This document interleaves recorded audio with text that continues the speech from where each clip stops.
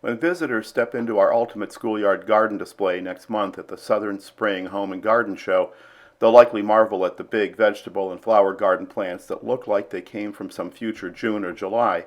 Presenting a late spring garden in February isn't magic, but it does take a lot of planning and work by expert gardeners with know-how, time, and greenhouses. On a recent frosty January morning, Annie West, a horticulture instructor at Central Piedmont Community College, showed us around the Cato campus greenhouse and explained how gardeners here and at Lifespan Services and Holy Angels in Belmont are growing the living stage for our ultimate schoolyard garden. Some of the things we're concerned about in the greenhouse are to have the proper environmental conditions for our plants. Most of what we're growing for a school garden would be growing in the late spring and summer. These are summer plants. We're trying to mimic that technique that we use. All the plants that you see here were all started from seed just for this project. We ordered in quality seed to do this.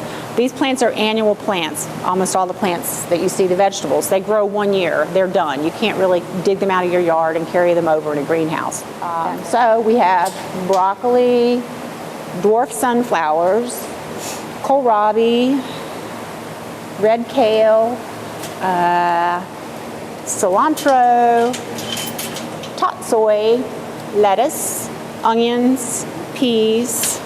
The initial installation is probably going to be around 650 plants, including this quart size that we got to match the pallets that are going to be in the pallet walls. And then we have our specialty gardens, the pollinator garden, the international garden, the alphabet garden, the ozone garden.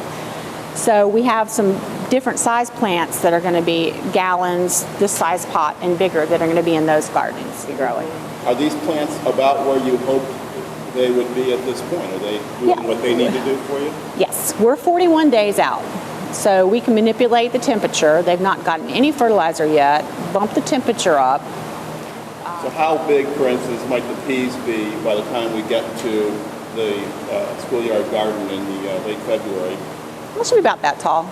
And decide on whether we decide to put a little tiny trellis in there or if we want them to kind of flop. We should have flowers on here probably in a couple of weeks and hopefully have some pea pods. Yeah, it's kind of neat. It is kind of fun.